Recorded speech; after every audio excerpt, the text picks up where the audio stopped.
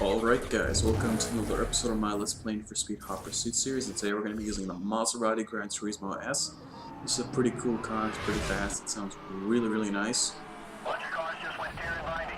Just being quiet for a second so you can hear that amazing engine. So it sounds really cool. Yeah, we're doing a cop chase today. We have 2 spike strips and...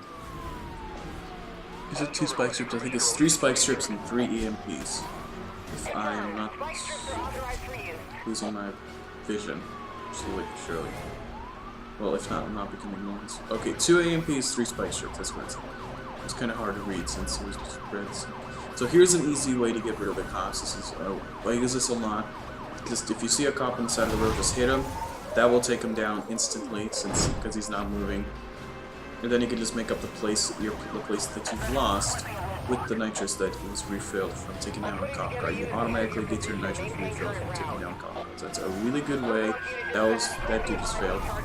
And that's a really good way to get less cops on you, or get rid of them completely, and to get more nitrous pretty much immediately. I use this a lot. It works all the time. It's a glitch that, well, EA should probably, they don't have to fix this. It's actually an okay glitch in my opinion. I mean, you can do that, but it seems kind of ridiculous to do it. So this is a really long race, and I think I only get to use this car once.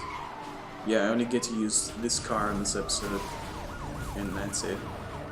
Because it's a really long race. It's like an 8 or 9 mile long race. Taking a shortcut to a boss and tapping the wall like a total noob.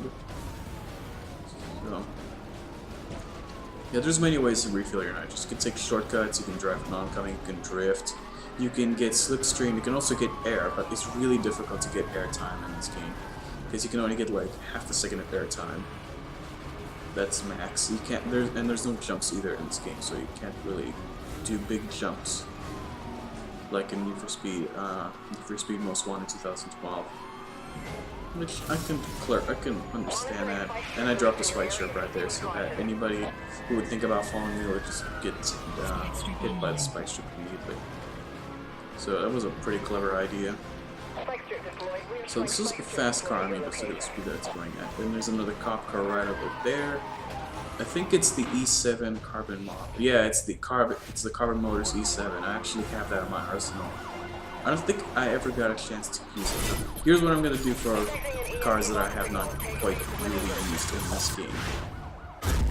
Quite yet, but the cars that I did not use in races, I'm going to drive them in. I'm gonna do the races again with that car. At the end, I'm gonna take a look at the cars that I haven't done, figure out which races the car can be used in, or events. Figure out which events the cars can be used in, and then just use them in the events. It's gonna be a couple of bonus episodes. So yeah, this E7 is heavy and fast. I mean, top speed, it can do like 200 miles per hour. Fail. Total epic fail. That TT just crashed into a roadblock and stopped himself. But just look at this guy. He's just nuts. Look at him. He's just going to town. He's just trying to take me down. And I hit him with this. Oh, I do have a spike strip now. Good. So I try to watch out for him because he can drop presents. He can drop little spike strips out on the road when you least expect it. That is definitely something you gotta watch out for when there's a cop car in front of you. Always be aware he can drop you presents. Presents that you do not want. That can ruin your race.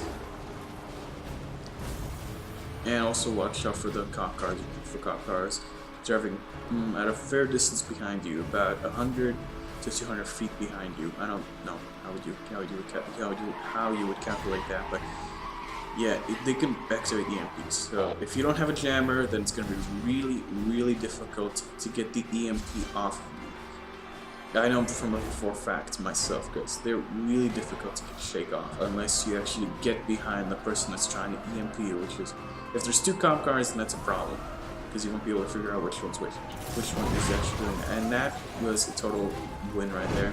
So yeah guys, this episode's done. This race is done, so that's it for this episode. Thanks for watching. Bye!